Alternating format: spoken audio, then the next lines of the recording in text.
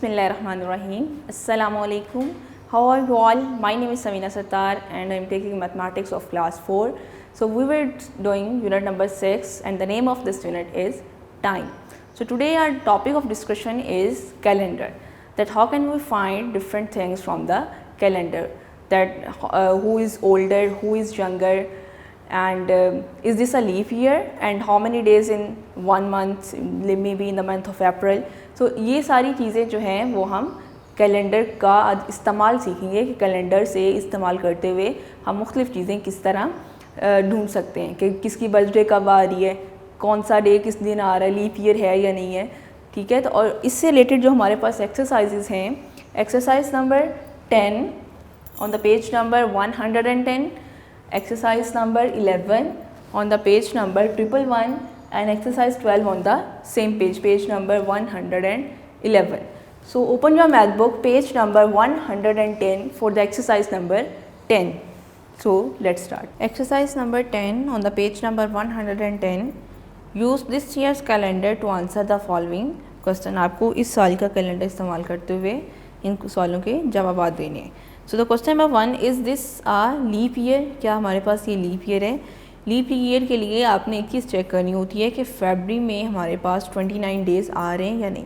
अगर 29 डेज़ होंगे तो वो लीप ईयर होगा, अदरवाइज़ वो लीप ईयर नहीं होगा। सो ये हमारे पास कैलेंडर है 2021 का। This is the month of January and this is the month of February. So 2021 के मंथ फरवरी में चेक करते हैं हमारे पास कितने डेज़ आ रहे हैं। 1 से स्टार्ट होकर लास्ट वाला आ रहा है 28 डेज़। अगर 28 डेज़ हों तो वो लीप ईयर नहीं होता, तो हम यहाँ पे लिख देंगे just no, this is not a leap year. Question number 2, write the date that falls on the third Sunday of the year. आपने डेट लिखनी है वो वाली जो कि तीसरे वाले संडे पर आ रही है उस ईयर की। अब ईयर जो स्टार्ट होता है वो होता है जनवरी के मंथ से, तो इसका मतलब है आपको जनवरी का थर्ड संडे जो भी डेट आएगी वो यहाँ पे लिखनी है। सो ये month of January Monday, Tuesday, Wednesday, Thursday, Friday, Saturday and Sunday. तो संडे के हमारे पास फर्स्ट डेट आ रही है 3rd, सेकंड संडे को आ रही है 10 और थर्ड संडे में आ रही है डेट 17। सो 17/1/2021 ये हमारे पास आ रहा है third Sunday of the year. Question number 3, on which day is 3rd जुलाई। अब आपको डे लिखना है 3rd जुलाई को कौन सा दिन बन रहा है। तो जुलाई वाला जो है मंथ वो हम पहले निकालेंगे, उसमें आ रहा है जून एंड जुलाई। ये जुलाई है और इसका 3rd जुलाई को आपने डे बताना है। सो ये फर्स्ट, सेकंड और थर्ड जुलाई को हमारे पास डे आ रहा है सैटरडे, ठीक है। क्वेश्चन नंबर 3 में हमारे पास ये पूछा गया है कि 3rd जुलाई को क्या डे बन रहा है। तो 3rd जुलाई को जो डे आ रहा है वो है सैटरडे, तो आपने यहाँ पर सैटरडे लिख देना है। Question number 4, which day is the last day of the year. अब डेट जो लास्ट होती है वो होती है 31 दिसंबर, जो साल का सबसे लास्ट डेट होती है। अब आपको उस दिन बताना है कि क्या दिन बन रहा है 31 दिसंबर को। So this is the month of December and this is the 31st date. 31st को जो डे आ रहा है वो है फ्राइडे। तो आपको क्वेश्चन नंबर 4 के आंसर में you just have to write the Friday over here, कि हमारे पास 31 दिसंबर को जो डे बन रहा है वो आ रहा है Friday. Question number 5, how many days are there between 23rd August and 4 September. 23rd अगस्त और 4 सितंबर के दरमियान में कितने दिन बन रहे हैं वो यहाँ पर लिखने हैं। तो ये है अगस्त का कैलेंडर, 24 से हम काउंटिंग स्टार्ट करेंगे। ये 23rd है, उसके बाद 24, 1 2 3 4 5 6 7 8 9 10 एंड 11। 4 सितंबर से पहले तक हमारे पास बन रहे हैं टोटल 11 डेज़। तो आपने यहाँ पर 11 डेज़ लिख देना है, चाहे 11 डेज़ पूरा ही लिख लें, ठीक है। Question number 6, write the date of the 11th Friday of the year. कि आपको 11th फ्राइडे लिखना है कि उस दिन क्या दिन डेट क्या आ रही है 11th फ्राइडे को। तो स्टार्ट करेंगे हम जनवरी से फ्राइडे को काउंट करना, जहाँ पर 11th फ्राइडे आएगा वो हम डेट यहाँ पे लिख देंगे। सो ये फ्राइडे वाला कॉलम है, 1st, 2nd, 3rd, 4th, 5th, 6, 7, 8, 9, 10 and 11। तो 11th फ्राइडे को जो हमारे पास डेट आ रही है वो है 12th ऑफ मार्च। तो आपको यहाँ पर सिर्फ डेट लिखनी है 11th फ्राइडे की, वो आ रही है 12th मार्च। क्वेश्चन नंबर है 7, which day is the last day of September. सितंबर का जो सबसे लास्ट डे है वो कौन सा आ रहा है। सो ये हमारे पास सितंबर है और इसका सबसे लास्ट डे आ रहा है 30 ऑफ सितंबर में डे क्या बन रहा है, थर्सडे। आपने ये चीज़ ध्यान से देखनी है कि अगर हमें डेट कहा गया है तो हमने वो डे लिखना है, और अगर डेट पूछी हुई है तो आपने फिर डेट लिखनी है। किस तरह यहाँ पे कहा हुआ है which day is the last day of September, कि सितंबर का सबसे लास्ट डे कौन सा है। तो हमने यहाँ पे डेट देखनी है सबसे लास्ट डेट को, और उसका दिन देख के वहाँ पे लिख देना है। Question number 8, right the day of your birthday. ये हर बच्चे का या हर स्टूडेंट का वेरी करेगा। आपने कैलेंडर से देखना है कि आपकी बर्थडे किस दिन को आ रही है, और वो आपने यहाँ पे डे लिख देना है। फ्राइडे को आ रही है, मंडे को, सैटरडे को, जिसकी जोन सा भी दिन बन रहा है वो यहाँ पे लिख दे। Question number 9, which day is 2 days before 14 June. 14 जून से 2 दिन पहले जो डे है उसमें क्या डे आ रहा है, ये 14 डे से 2 days बिफोर आएगा 12 जून, और 12 जून को आपने डे लिखना है। This is the month of June and here is we have 14 June and 2 days before 14 June we have 12 June and the day of 12 June is Saturday. तो आप लोगों को यहाँ पर सैटरडे का दिन लिखना है। उन्होंने पूछा हुआ है कि 14 जून से 2 दिन पहले कौन सा दिन है। अब डेफिनेटली 14 जून से 2 days बिफोर जो डेट होगी वो 12 जून होगी। तो 12 जून को जो डे आ रहा है वो आ रहा है सैटरडे। तो यहाँ पर आंसर में हमने सैटरडे लिख देना है। Last question, which day is a month after 11th मई। कि 11th मई के एक दिन के बाद, मतलब सॉरी एक महीने के बाद, यानी कि 11th जून को क्या दिन बन रहा है। अब ये मई है, 11th मई, उसके एक मंथ के बाद यानी कि 11th मई के 1 मंथ के बाद यानी कि 11 जून, और उसमें जो डे आ रहा है वो आ रहा है फ्राइडे। तो आप लोगों को यहाँ पर फ्राइडे लिख देना है। आप सबके घरों में ही तकरीबन कैलेंडर होंगे, और अगर घर में कैलेंडर नहीं है तो आप मोबाइल फ़ोन से भी कैलेंडर का इस्तेमाल करके इन क्वेश्चंस का आंसर लिख सकते हैं easily. So we done exercise number 10। Next we move exercise number 11 on the page number 111। Exercise number 11 on the page 111, complete the page from the calendar and answer the question that follow. ये हमारे पास सामने एक calendar है, उसका month है दिसंबर। दिसंबर के month का calendar दिया गया है, आपको पहले वो कैलेंडर को कंप्लीट करना है और उसके बाद इनके आंसर्स देने हैं। Monday, Tuesday, Wednesday, Thursday, Friday, Saturday and Sunday. यहाँ पर डेट लिखी हुई है 1 और यहाँ पर 7। तो पहले हम सारी काउंटिंग्स लिखेंगे, इनको कंप्लीट करेंगे कैलेंडर को। 1 के बाद यहाँ पे आ जाएगा 2, 3, 4, 5, 6, 7 ऑलरेडी लिखा हुआ है। उसके बाद 8, 9, 10, 11, ये 12 भी लिखा हुआ है। 13, 14, 15, 16, 17, 18, 19, 20 भी मेंशन है। उसके बाद 21, 22, 23, 24, 25, 26, 27, 28, 29, 30 एंड 31। तो दिसंबर के मंथ में 31 डेज़ होते हैं, जो कि हमने पूरा कैलेंडर को पहले लिख लिया। अब हमने इससे रिलेटेड यहाँ पर आंसर्स देने। So first question is on which day is 1 दिसंबर, कि 1 दिसंबर को कौन सा दिन है। तो ये हमारे पास 1 दिसंबर है। मंडे के बाद आ रहा है डे यहाँ पे ट्यूसडे, तो हमारे पास यहाँ पे आप लिख देंगे ट्यूसडे।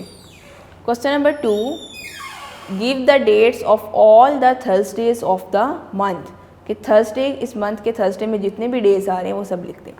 मंडे, ट्यूसडे, वेडनेसडे, ये थर्सडे हैं, इसमें कितनी डेट्स आ रही हैं, 3 लिख दें या 3 लिख दें, फिर 10 है, 17 है, 24 एंड 31 है। तो ये सारी डेट्स आपको यहाँ पे लिख देनी है।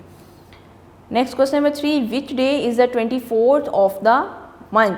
24th ऑफ जो है डेट है, 24th डेट को कौन सा दिन बन रहा है। तो यहाँ पर ये हमारे पास है ये 24 डेट है, और 24 डेट को जो डे बन रहा है वो है Thursday. So you have to write Thursday over here. Question number 4, on which day is it the Quaid Azam birthday. कायदे आज़म की बर्थडे जो होती है वो होती है 25 ऑफ दिसंबर, और उस दिन 25 दिसंबर को कौन सा दिन बन रहा है। तो ये 25 दिसंबर और डे बन रहा है फ्राइडे।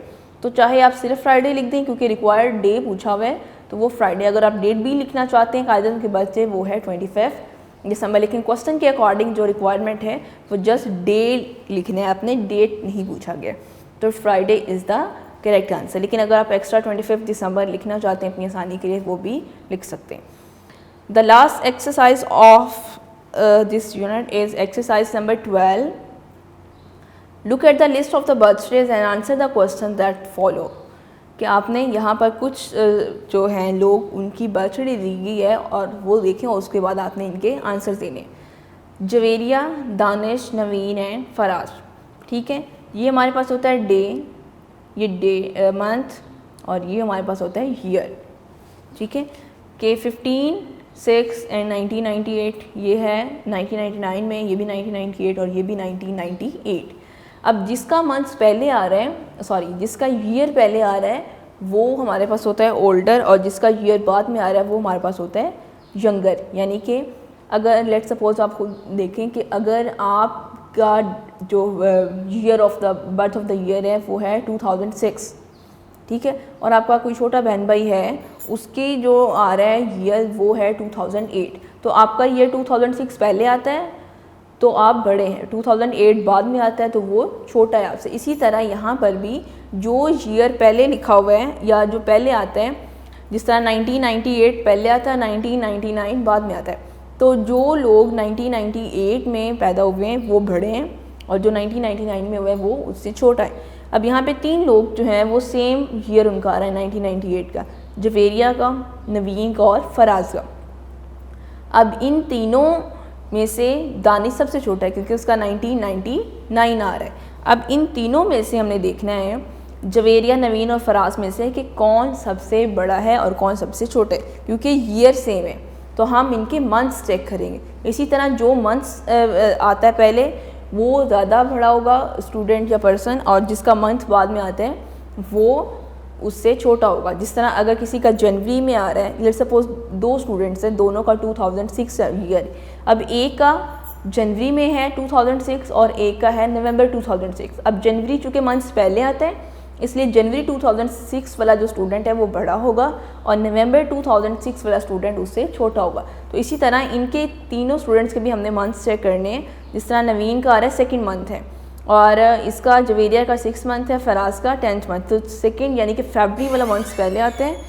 तो ये जो है नवीन ये सबसे बड़ा है और उसके बाद हमारे पास होगी जवेरिया और जवेरिया के बाद फराज, और सबसे जो छोटा है वो है दानिश।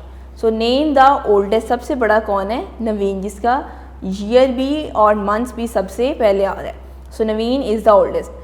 नेम द यंगेस्ट, सबसे छोटा कौन है? दानिश, जिसका ईयर ही सबसे बाद में आ रहा है।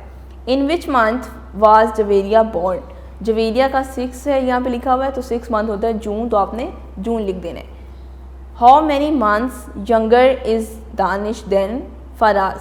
कि फराज और दानिश में कितना डिफरेंस आ रहा है ये आपने लिखना है, ये बताना है कि दानिश कितना छोटा है फराज से।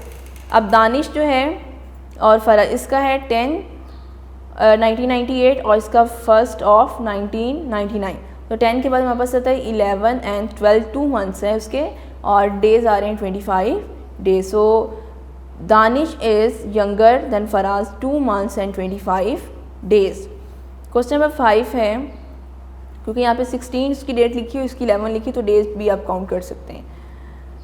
How was born in the 2nd month of the year? यानी कि 2nd मंथ फरवरी में कौन जिसकी डेट ऑफ बर्थ आ रही है वो है नवीन की। नवीन की आ रही है 2nd मंथ में। सो ये हमारे पास था कि कैलेंडर अगर आपको दिया गया है जिसमें बर्थडे डिफरेंट लिखी है तो आप किस तरह देख सकते हैं कि किसकी बर्थडे सबसे पहले आ रही है और किसकी सबसे बाद में आ रही है। तो जिसकी या कौन सबसे बड़ा होगा कौन सबसे छोटा होगा, जिसका ईयर पहले आ रहा है, जिस तरह यहाँ पे 1998 वाले हैं तो वो बड़े होंगे और 1999 का ईयर बाद में आ रहा है तो वो सबसे छोटा होगा। ओके, यूनिट नंबर 6 के हमारे पास है worksheet. Choose the correct answers. First MCQ is right the time from digital clock 11:30।